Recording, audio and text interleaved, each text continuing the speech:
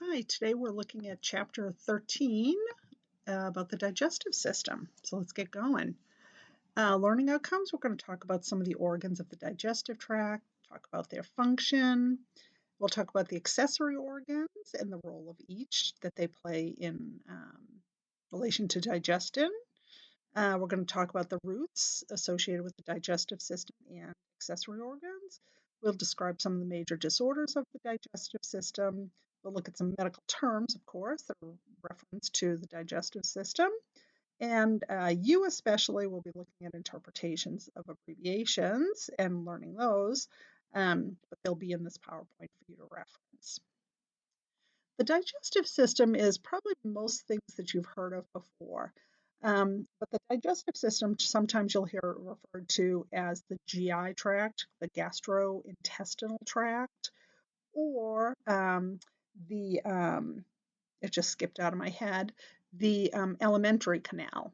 And so the reason we use different terms for it, but it all means the same thing, the digestive system is simply one long tube, closed tube, that starts at your mouth, winds down through your esophagus, in through the stomach, past the small intestine, goes in through the small intestine, goes into, we don't really quite see it here, it loops around, loops around, loops around, then small intestine goes into the large intestine, which eventually turns into the colon. The ascending colon goes across underneath the stomach through the transverse colon, back down through the descending colon, and eliminates waste products through the anus. And so it's one long tube, it's closed, and we hope that it doesn't rupture because there's all sorts of, bacteria and things in there that really can cause damage. A couple of key notes. Here's the liver, that large organ. Here's our stomach. There's our pancreas that gives us those great enzymes to help us break down sugar and to bring back and to regulate sugar activity in our body. Let's see, the small intestine in the little space in between. The duodenum is the little space the first space as you go from the stomach into the small intestine. Gallbladder is the place that stores bile for us, that helps us with our digestion. Ascending colon. The cecum is the first part of the colon. The appendix is that little teeny bit of lymphoid tissue. There's a lot of debate about whether the appendix does anything early in life. It seems to, as we grow older, not really have any great use.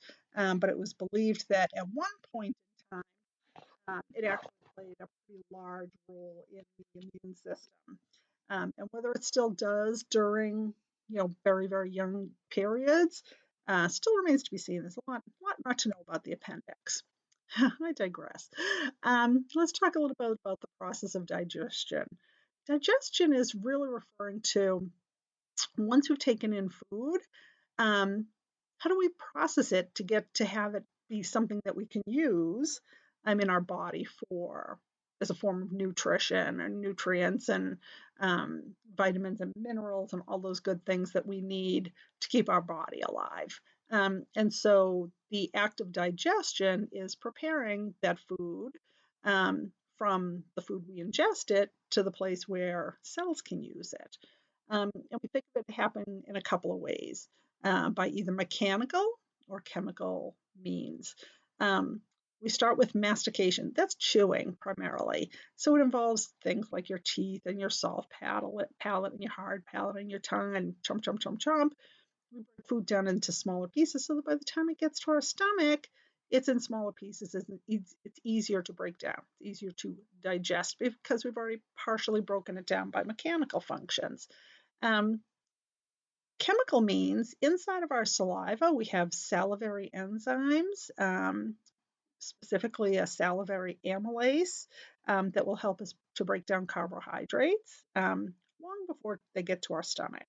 But the saliva also provides moisture that helps food to move through our digestive tract. So a couple of purposes of saliva, but as far as digestion goes, we're really talking primarily about salivary amylase, or an enzyme, that thing that makes chemical reactions go. Um, it's a protein that makes chemical reactions happen. And so nutrients, if they're going to be taken up by cells, they have to be in kind of their purest forms. Vitamins, minerals, we'll break proteins down into amino acid. We're going to convert all carbohydrates, whole grains, white, white sugar, well, that's already in a glucose form. We're going to convert things like fructose or lactose into a sugar we can use, glucose, right? So lots of things have to happen in digestion for it to happen, for us to be able to use it. And the nutrients have to be tiny to be able to get into cells for use. All of this happens in that long tube we call the digestive tract. And the food itself, once it gets moving along, especially in through our intestines, it moves along through a series of sort of contractions around the intestines and the colon that kind of causes an undulating or kind of a compression along the digestive tract to help move forward along. And we call that peristalsis. So as I said, digestion starts in the mouth with some chewing and some breaking down of food by saliva. The moistened food, once it's been mixed with saliva, goes into the pharynx, through the esophagus, and into the stomach. So when we saw in chapter 12, when we were looking at the trachea to go to the windpipe, we also saw the esophagus right next to it. That's the part that goes to your stomach. And so the churning of the stomach, there's different kinds of acids and other chemicals to break down the food that's there in order to help continue to break down the food we've eaten. So pepsin is an enzyme, actually, that will break proteins into small pieces. And hydrochloric acid, HCl, is a very, very, very strong acid in your stomach that breaks food down as well in order to move it on after it goes from the stomach through the duodenum into the small intestine.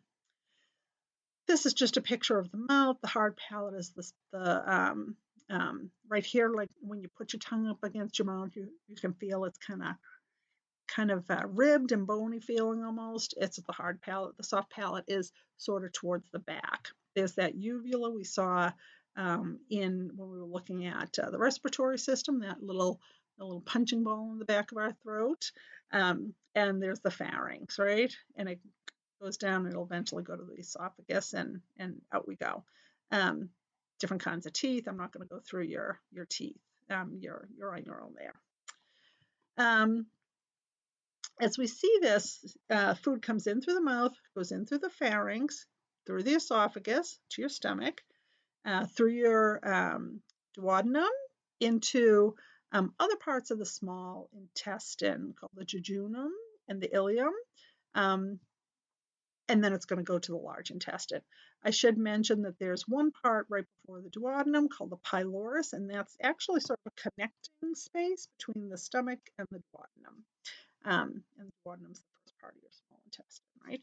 So it goes through the pylorus to the duodenum, to the jejunum, and the ileum. Ileum sounds like something we've seen before, right? When we were talking about the iliac crest, sort of in the same area. So right above your hips. Oops, I think I went ahead. So once it hits the small intestine, what happens? All the stuff that our body has been digesting up to this point in the stomach starts to get absorbed into circulation in the small intestine. Water, really important for absorption in the small intestine. Broken down, small vitamins, minerals, and even some fats get absorbed into the circulation, either through the blood vasculature or through the lymphatic system. And so fats especially enter into the lymphatic system through The form of capillaries in the lymphatic system are called the lacteals.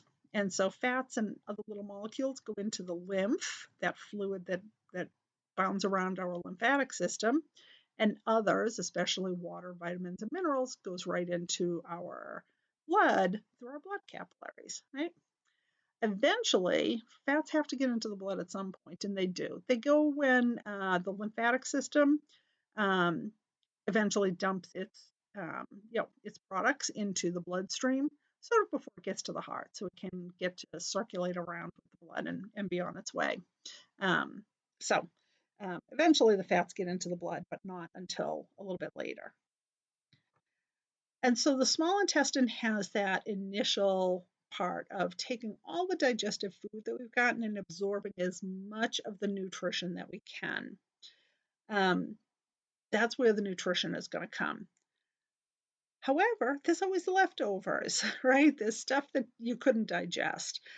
So undigested food, more water, all of that, all of those digestive juices, the the acid, the peptin, the enzymes, the salivary fluids, right? All of these continue to pass through the digestive system from the small intestine into the large intestine, and then it continues on to the colon, if you remember that illustration I showed you at the very beginning of this. Um, Interesting thing about the colon that you saw is that as soon as the large intestine that was that, small and the large intestine were just sort of, I'm just going to go back to this picture, sort of, all kind of mingled up and not twisted, but um, um, we put a lot of mileage on the intestines, and they do it by sort of this back and forth and kind of um, crazy formatting for formulation of just back and forth, back and forth, back and forth of the small and large intestine. But at some point, the large intestine is converted, not converted, but we start to call it the colon, right? The cecum is that first part.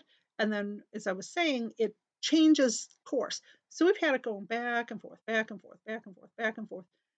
The colon ascends first, then it's transversed, and then it descends, and food then gets excreted out through the anus. And so um, there we go. This is where we're talking. So we said the colon flexes and changes its direction. The cecum is where we see that appendix. And then we see the ascending, transverse, and descending colon. In there, we're seeing, kind of our last hurrah. We maybe are going to be able to absorb a little bit more water or add some water to this material, this waste material that's going through our intestines. We're sort of neutralizing it. There's bacteria that are living there that help to continue to break that down and digest the food for it to be excreted out. And so eventually the water is primarily reabsorbed under most normal circumstances. Fecal material or stool is formed and it passes through the colon, gets stored in the process that we call the rectum, and gets eliminated out through the end of the digestive tract or the alimentary canal or the GI tract, whatever you want to call it, through the anus. And so if we look at some of the root words, most of these you've probably heard buck or bucko. If you've ever heard of the buccal region, that's your cheeky, kind of the fleshy, cheeky parts. That not the fleshy, but the part that hollows out. Like if you suck in below your cheekbones is the buccal region. Dento, obviously sounds like teeth, right? Odont or odonto is also teeth, periodontics, right? So that's with study things around the teeth, like your gums. Gingivo is referring to the gums. I think we've heard of that. Glossoplegia is a paralysis of the tongue. Glossitis is inflammation of the tongue. If you have, maybe you had, not you, maybe a patient has glossitis, they have the tongue starts to swell because they had, allergic reaction. They ate some food they're not supposed to eat. Linguo is referring to the tongue. If you've ever heard of something Being sublingual, it's under the tongue. Orolingual is talking about the mouth and the tongue, because oro is for mouth, lingual is for tongue. Right? Nath or natho is referring to the jaw. Labio is the lip. Oro is the mouth. Stomato is the mouth also. Xerostomia is talking about a really dry mouth. So stomato, we're talking about mouth. Palato is obviously referring to the palate. Sile or silo is referring to salivary glands, and uvule or uvulo is obviously referring to the uvula. Esophago, gastro, pyloro. I think these all make sense. The pyloro is referring to um, the little pylorus that we just talked about. Entero is referring to the intestine. So when you hear someone has dysentery, it is a disease or an infection of the intestines. Duodenum is obviously referring to the duodenum. More. I think these make all sense. Jejuno, ilium, cecum, colon, right? They're all referring to what they are. Sigmoido is referring to, in this case, it's referring to the specific region as well, the sigmoid colon. Rectoprocto is referring to a rectum as well. So if you've ever heard of a proctologist, someone who studies the rectum, or proctopexy is a surgical repair or fixing of the rectum. Ano is for anus. I think we know that. So let's talk a bit about the accessory organs of the digestive system. We've seen the major organs, the stomach, the small intestine, large intestine, right? The colon. The accessory organs are all the little helpers. They're accessories. They are not primary organs, but they're there to aid in the process. And so we talked about the salivary glands and how they release salivary amylase that starts digestion from the get-go, right when it's in your mouth, and starts to break down starches. Liver secretes a substance called bile that gets stored in our gallbladder and is used to break down fats. So when people have gallstones, it is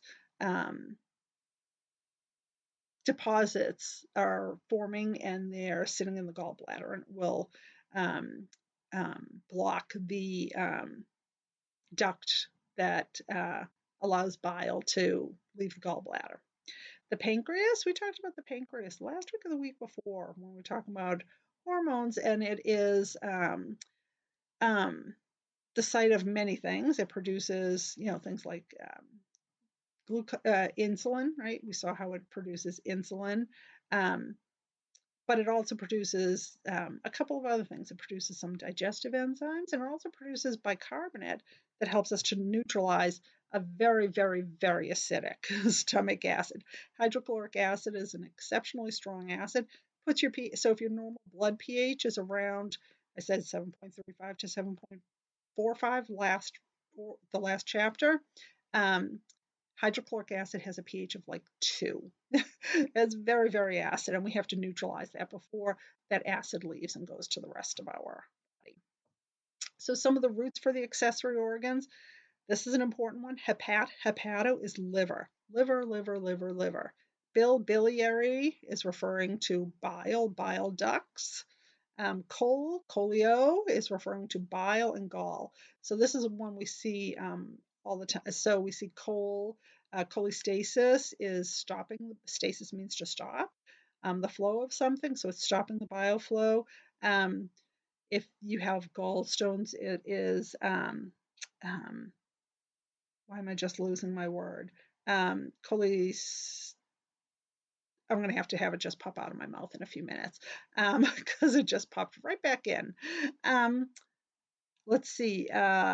Cholecyst is for the gallbladder. Cholangy is a bile duct issue. Choledoche is for the common bile duct, and pancreato is for the pancreas, obviously.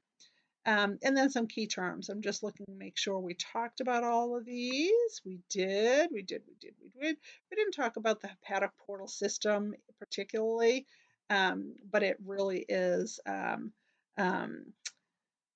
it is the way we bring blood to the liver, which is a huge, very capillary filled organ that processes a lot. It will, it's a site of a lot of enzyme production. Many proteins get produced there. Almost all, most of the enzymes get produced there. Lots of hormones get produced there. So it's a really important organ in our body. And the hepatic portal system is what brings the blood there and takes the blood out too. It's part of. I'm not even going to go into the process of how the blood, as it enters the liver, it sort of floats over the liver cells to help clean it. It's an interesting system. If you're ever interested, go look it up. The ileum is that small portion of the intestine, but it's down over by the hips, right?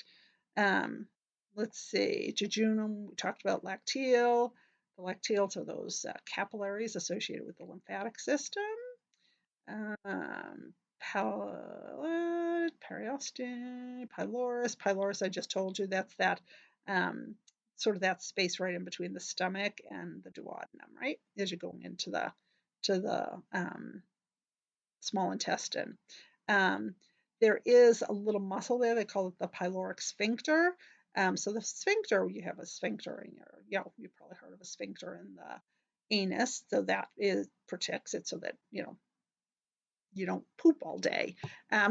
keeps your fecal material in your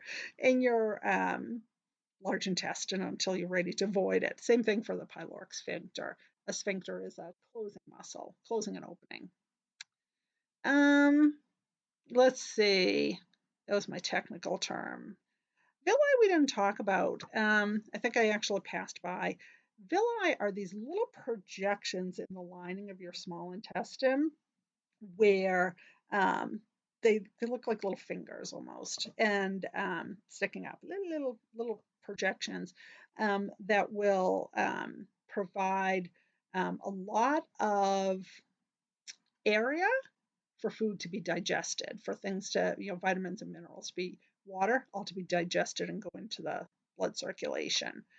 So it is important in that respect. We're going to learn about a disease in just a minute that we'll see some inflammation of the lining of our intestines and how that works. So, what kinds of things do we associate with clinical issues associated with the digestive system?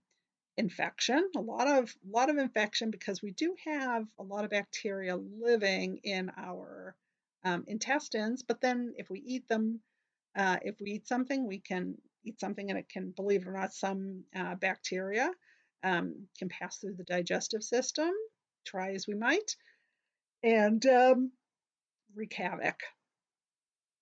Ulcers are, so you can have ulcers in all parts of your skin, right? You can have we learned when we were talking about the integumentary system, how you could have a pressure ulcer from someone who isn't lying in the same, who is lying in the same position all the time, and how they have to be moved so that they're not creating that friction between their skin and, say, a sheet or something, and it creates a wound that's very difficult to heal.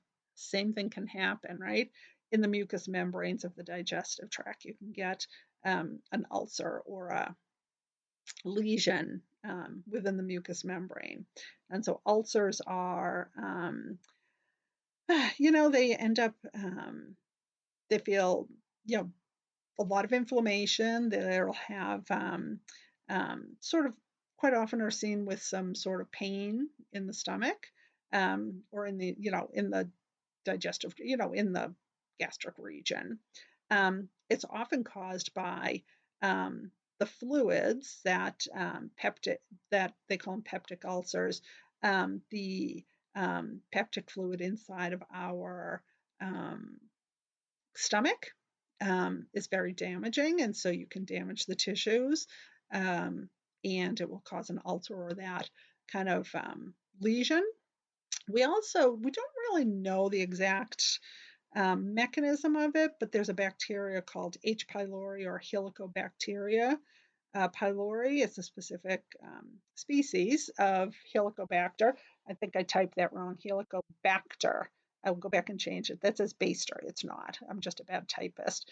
Helicobacter. It should be a Bacter. Sorry about that. Helicobacter is, they know that after someone has an infection with this bacteria, they're quite often, it precedes someone developing an ulcer. And so they don't know a lot about it, but they know a few things about it, and we're able to do a strange test that we're not talking about here today uh, that will determine if someone has this kind of an ulcer from H. pylori. It's a bizarre test. Um, let's see what else. And we can do things like we're seeing someone having an endoscopy, so they're putting a scope down and they'll look down through um, in through the esophagus down into the stomach. So you can be looking, or you can have someone have a barium study where they will just like we did for being able to look at cardiovascular diseases. We could inject a dye in and see where it goes. Same thing we could do with barium. We're going to be able to look at if there's any damage in the stomach, we'll be able to see this through x-raying. We'll be able to look at where the barium went. As I said, ulcers can be caused by a lot of different things, not just stomach acid or that infection with H. pylori.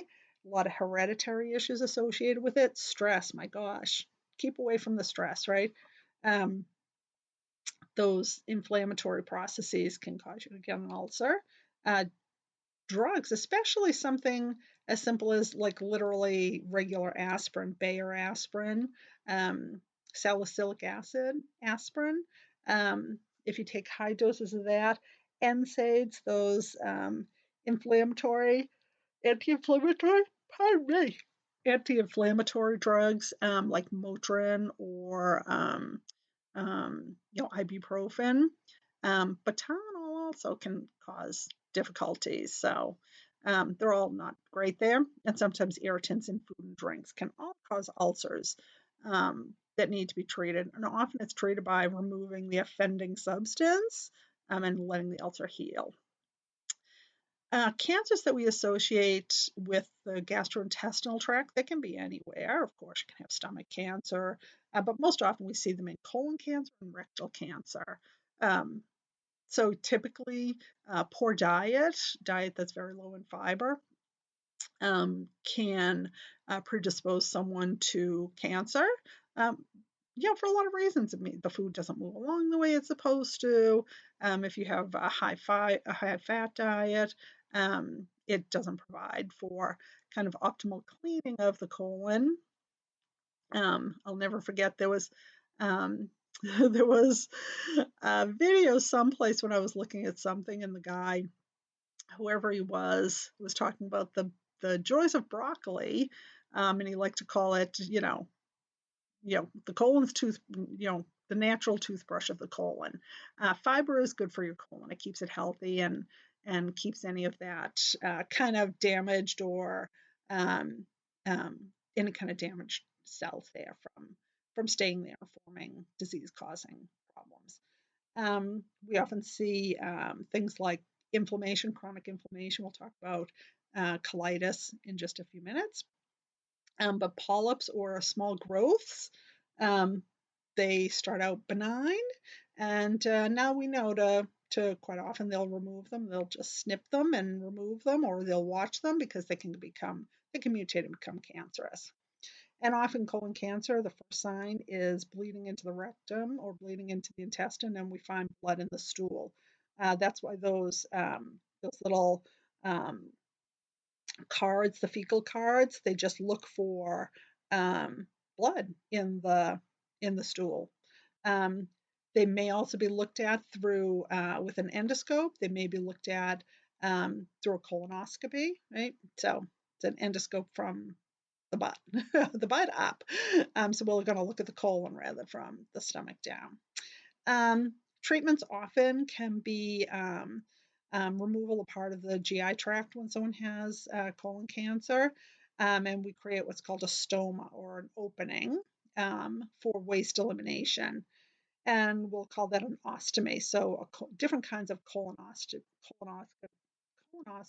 no, colostomy. I'm sorry, um, colostomy. So people have heard of a colostomy bag. It's a small external bag that's used to collect waste through a opening, through a stoma. And so they're labeled for where they are. So A is one in the sigmoid region of the colon, so we call that a sigmoid colostomy. B, you can see that's in the transverse region, where we talked about how it goes across the waist, across the stomach. So that's a transverse colostomy. And the third one, that's over near the hips, right? I was drawing it with my finger. There's the hip region, right, with the iliac crest. And so it's right in the same region. And so that's an ileostomy. So wherever the stoma is placed, that's the kind of ostomy we call it. Other kinds of diseases of the digestive tract include obstructions, class of obstructions, things like hernias. Um, the organ, like the intestines, actually push through some of the abdominal wall muscles, and so you end up with a protrusion of the organ out through out through some like a split muscle in our abdomen. That has to be repaired surgically. Pyloric stenosis is that, again, we talked last time about stenosis, that narrowing of a vessel. And so the opening between the stomach and the small intestine, where we have that pyloric um, intersection between the stomach and the small intestine, the duodenum specifically, um, will be too narrow for digestion to be happening properly. Um, and then into suspicion, um, into interception. I'm sorry. Um, it's basically part of the small intestine kind of slips down lower than where it's supposed to be in our gastric region, in the intestinal small intestine. Kind of slips down. You saw how convoluted it was. It kind of slips out of place. A couple of other important kinds of instructions are volvulus, which is a twisting of the intestines. That's bad. We need to have surgery to repair that.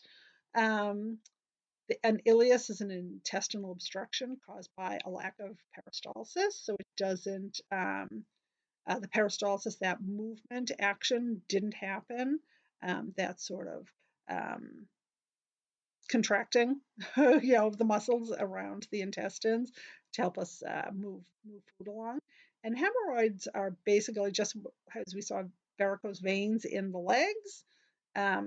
Hemorrhoids in the rectum are veins that sort of are bulging out and kind of not able to help move food along. So hemorrhoids are also an obstruction. A couple of other diseases we associated with GERD, or gastric esophageal reflux disease, GERD, is basically the gastric juices of the stomach sort of slosh back up, and they will feel it like a heartburn back up through the esophagus, coming up towards the mouth, and you can get it can be damaging to have that acid eating away at your esophagus So we see it, people will complain of heartburn after every meal, when they're laying down, when they have one of those hiatal hernias, the hernias that the stomach, actually the stomach pushes out a little bit through the intestinal wall. Obesity, pregnancy, all reasons to get GERD. You're just not able to control the stomach gastric juices from sort of bouncing back up. Um, Treatment with weight loss, elevating your head, avoiding irritating foods, drugs, surgery, all things that can help. At TMI time, I had a baby that had GERD when they were born, and I used to have to pull a pillow under the mattress to elevate their little head a little. And they grew out. It was fine.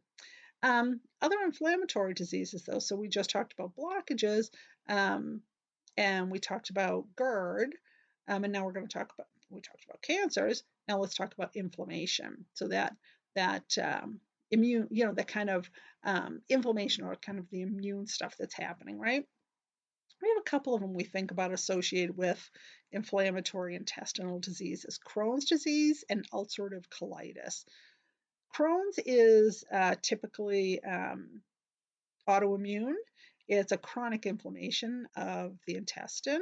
And so they end up with pain, diarrhea, abscesses, formation of a fistula. A fistula is like a little tear. Yeah, a tear. So we see all sorts of problems associated with it. Remember when I told you in the large intestine that you may be typically reabsorbing most of the water that was passing along. When you have diarrhea and you have something like an inflammatory disease like Crohn's, the water isn't properly reabsorbed because you have all this inflammation of the cell walls of the intestinal cells. So there's too much inflammation, it doesn't reabsorb the water, so you end up with things like diarrhea. Ulcerative colitis is what it sounds like: inflammation of the colon, um, and specifically in the colon lining. And it usually begins at the end of the colon, at the rectum.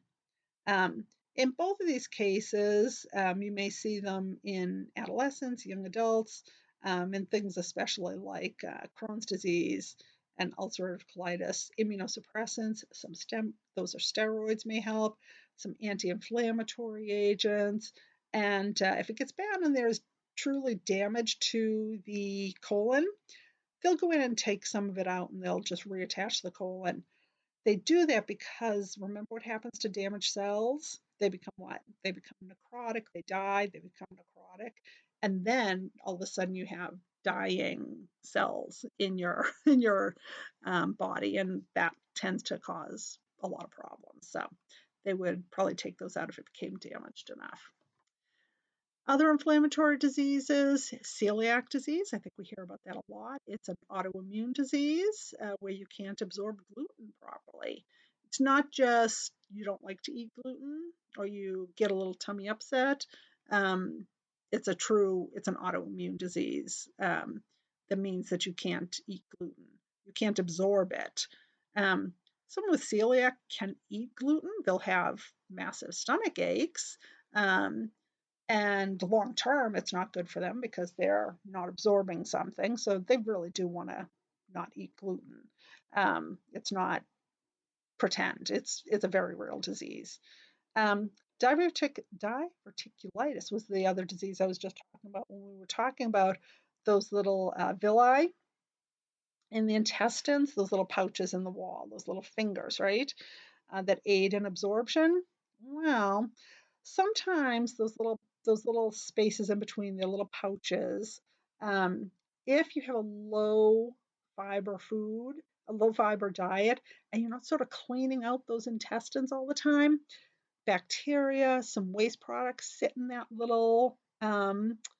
little pouches, and they cause damage to the cells there. Um, and we call that they become inflamed and disease. They're damaged by bacteria that shouldn't be there, by waste products sitting there, and so they will um, end up with a disease called diverticulitis. Um, Usually it's dietary treatments. They will try and give patients stool softeners to try and make sure they maintain um, good motility of the food wastes going through their intestines, and they're told to avoid things that can end up inside those little pouches, like little seeds and things. So it's not always low fat. Low fiber. Sometimes it is very fibrous foods. And if someone has, they eat a lot of tomatoes or strawberries or nuts, that little seeds get stuck in there, they can also cause diverticulitis. So usually they control the diet, make sure they keep those intestines happy. Hepatitis is a inflammation of the liver. There's 5 different types that we talk about the most. There are a few others that are different, but really any kind of hepatitis is anything that inflames the liver, right? So we think of the viral stuff. And so hepatitis B is the one we as healthcare workers get vaccinated against, and everyone now as kids get vaccinated against hepatitis B because it, being getting bloodborne pathogens is no fun. And so it will protect against a virus called hepatitis B. And so it is a good thing to not get hepatitis B. It's a bloodborne pathogen. We don't want it, but it's just a virus. It's a specific virus, right? And that's spread by blood and body fluids exposure. Hepatitis A is very common.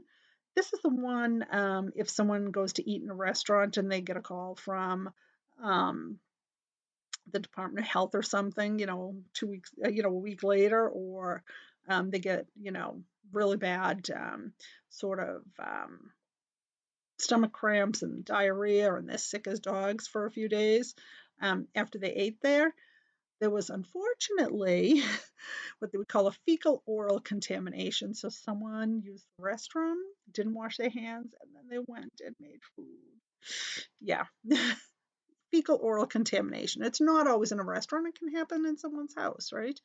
But hepatitis A is pretty easy to spread, and it's usually pretty self-limiting. Hepatitis B, we can get vaccines against. Hepatitis C, there's no effective vaccine or treatment for it, although I think that either there's one hepatitis C vaccine close to, but I know that there are some immune system, kind of harnessing our own immune system for treatment. They will harness one of our immune respondents called interferons. And so we can kind of amp up and give someone interferons that help to prevent this further reproduction of this virus, the hepatitis C virus. This is also spread through blood, body fluids, close contact with infected person, semen, but often through, we see it a lot through shared needles. So hepatitis C, another not good thing. Hepatitis is never good. If you have chronic inflammation of your liver, quite frankly, it will lead to reduced activity of the liver, which will cause you all sorts of downstream issues. But quite often, these kind of chronic inflammations lead to the next disease we'll talk about called cirrhosis, which can actually convert to a liver cancer. So, not good. Hepatitis D is this is an odd virus. This one is very pathogenic. It's very dangerous, causes disease, but it only affects. It needs a friend, and only people that have hepatitis B are susceptible to hepatitis D. You need to have the hepatitis B virus in order to get hepatitis D. So that's the good news. If people get vaccinated, they don't get hepatitis B. They're not going to get hepatitis D. Hepatitis E is another one spread by food and water. And we don't really give vaccines for hepatitis A because it really is fecal oral. So it's not a generally administered vaccine. I guess there could be reasons that you would. Lots of reasons why I could see. But I don't think that it's typically one of the vaccines that are given. Hepatitis B is. Almost every infant at very, very, very young age gets their 3 doses of hepatitis B over a period of about 6 months. Cirrhosis, I was just talking about. So you get that chronic inflammation, right? Um, and it causes a liver disease. Cirrhosis is not just caused by excess consumption of alcohol, it's also caused by chronic inflammation. And what it really is saying is that it is the liver disease. The liver is not functioning properly. The hepatocytes, those liver cells, are damaged and they're not working, and all sorts of bad things happen because your liver does a lot. Cirrhosis is a disease that causes your liver to get swollen, big. Um, it has that edema, lots of body fluid um, that gets stored there. Um, you get this fluid called ascites fluids. It's an inflammation of or an accumulation of what we call ascites or acetic fluid, not like acetic acid, but acetic for acetic fluid. And it's a fluid that builds up there. But what we start to see when the liver doesn't work well is that we can't process some of the byproducts of breakdown of things. When red blood cells in our body die after 180 days, they're triggered and targeted to die through that natural. I said 180, I meant 120. Through their natural cell cycle of what we call apoptosis or apoptosis. Um, red blood cells break down. That hemoglobin that was carrying that oxygen around that we talked about last chapter, has to be broken down. And when it breaks down, and it can't be broken down the way it needs to be by the liver, we end up getting what we call jaundice, a yellowing of the skin. And that's a buildup of breakdown products from blood cells, primarily, but other kinds of cells as well. So it's just a process where the liver can't do its job. It's dysfunctional. As it gets worse, quite often we see the spleen start to get damaged, and the spleen, everyone's like, oh, you can live without a spleen if you have to. Sure, you can, but why would you? The spleen is one of the primary sites where we, just like the liver cleans the blood, the spleen is one where it passes by and our immune system is watching out for pathogens. So we like a nice healthy spleen too. You'll start to see some internal bleeding. The liver is the major producer of almost every kind of protein we have in our body. And so if your liver's not working, then you're not making blood factors that keep us blood proteins that allow our blood to clot. And ultimately, when you have this, kind of inability to stop clots that you have an inability to form blood clots where you need them in our body. You get bleeding into the brain, things like that. It's a horrible disease. You don't want cirrhosis, and you don't want that byproduct of hemoglobin called bilirubin to be floating around either. It deposits in your cells and causes damage to them. So cirrhosis, bad, bad, bad news. Absolutely, it's caused by overactive alcohol consumption. Alcohol is known to damage liver cells. Why? And not just alcohol, any kind of toxin, any kind of drug that's not supposed to be there can damage the liver. Why? Because what's going to clean all our blood? The liver. The liver, remember I briefly alluded to it. We have all these liver cells called hepatocytes, and the blood basically washes over the liver cells and it cleans it as it goes by. And so the little spaces between all the liver cells are little deposits for all sorts of horrible chemicals and things to damage them. So it's a pretty complex process that's way beyond what we can talk about in midterm. But again, another really interesting one if you're ever interested. Look up how the liver processes your blood. It's really fascinating. Gallstones, cholecystitis, that was the word I was looking for earlier. It's inflammation of the gallbladder, and you get those. So cholecystitis is the inflammation of the gallbladder, and cholelithiasis is the production of gallstones that happens with usually in patients that have cholecystitis. They usually go hand in hand. So you have an inflammation of the gallbladder, and you end up with gallstones that either stay in the gallbladder and make it so you can't release bile, or they go into the bile duct and you can't release bile to break down fats. And so when people eat something, a very fatty food, they get incredible pain in their abdomen because they're not able to release bile to protect it. Or the pain is also from trying to, the gallstones trying to leave through the bile duct if they can. It's very painful. So, gallstones. And there's a great picture of some little teeny gallstones. That's a gallbladder cut in half so you can see it. And there's little teeny pigmented stones there. They look like little pebbles, right? Quite often we can find gallstones on ultrasound or radiography, MRIs, or endoscopic retrograde cholangiopancreatography. Basically, they can do an endoscopy and they can look and see what's in your, if there's anything going on with an inflammation of the pancreas or the gallbladder.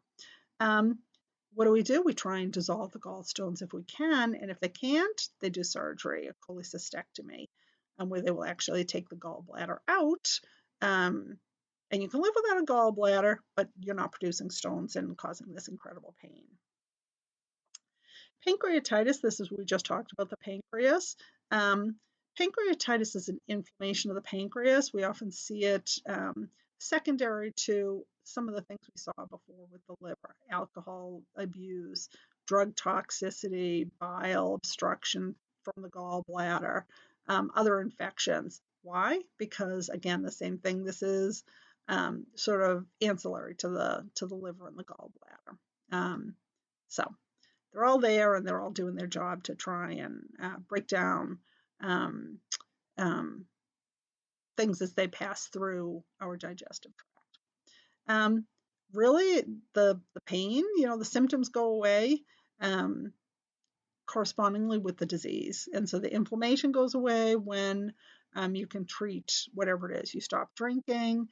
If it's an infection, you give them the right antibiotic, whatever it is you need to do. And so lastly, key terms. I'm not going to go through all of these again. We talked about ascites fluid. It's the fluid in the abdominal cavity. And it's the swelling. And so we saw that when we talked about liver disease.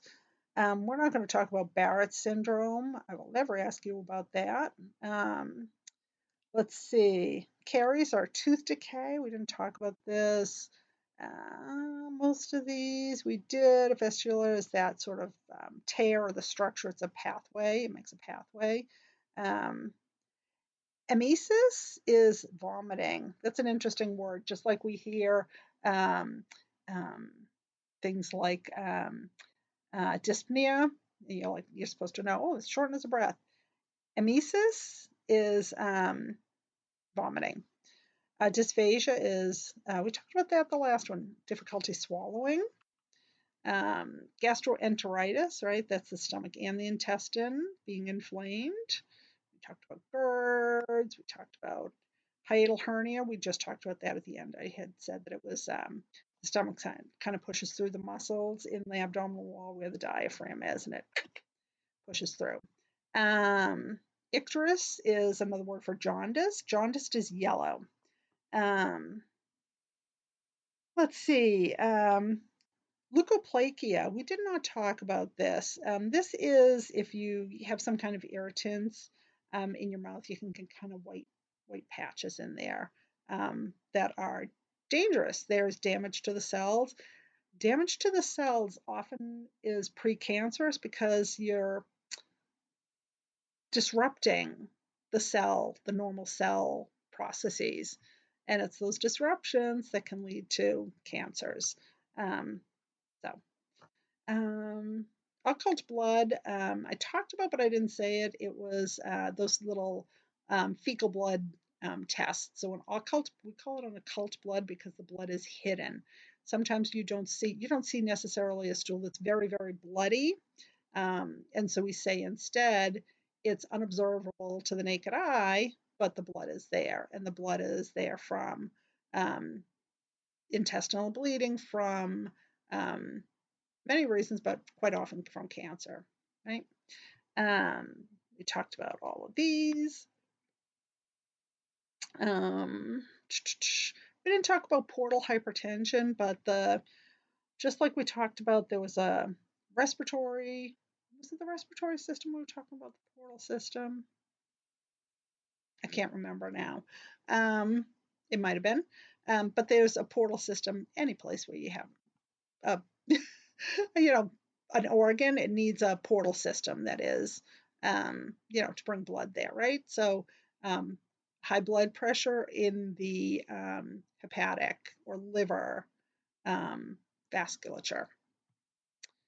Regurgitation is that what you feel when you have GERD. It's that reflux of fluids coming back up from your stomach. So it's a backflow. Splenomegaly is a big spleen, just like hepatomegaly was a big liver. Right. And so we just looked at a couple of things. So a couple more key terms. Anastomosis is a passageway that's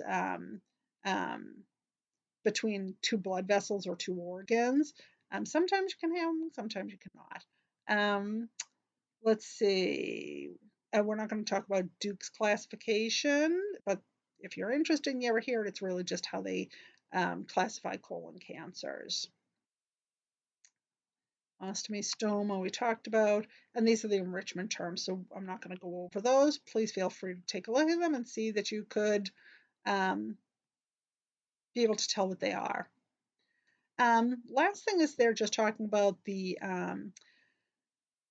concept in the textbook. They talked briefly about gastric bypass and gastric jejunostomies. Gastric bypass is one, it's a weight loss process, and they will actually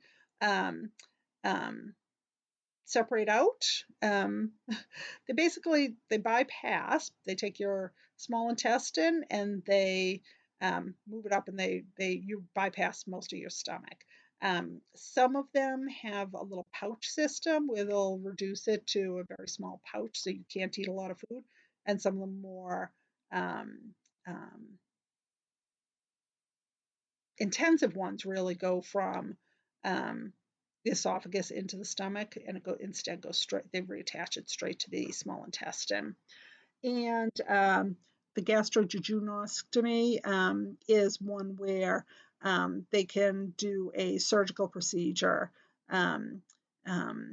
to try to bypass some of the issues that people associate with colon disease and the stomach.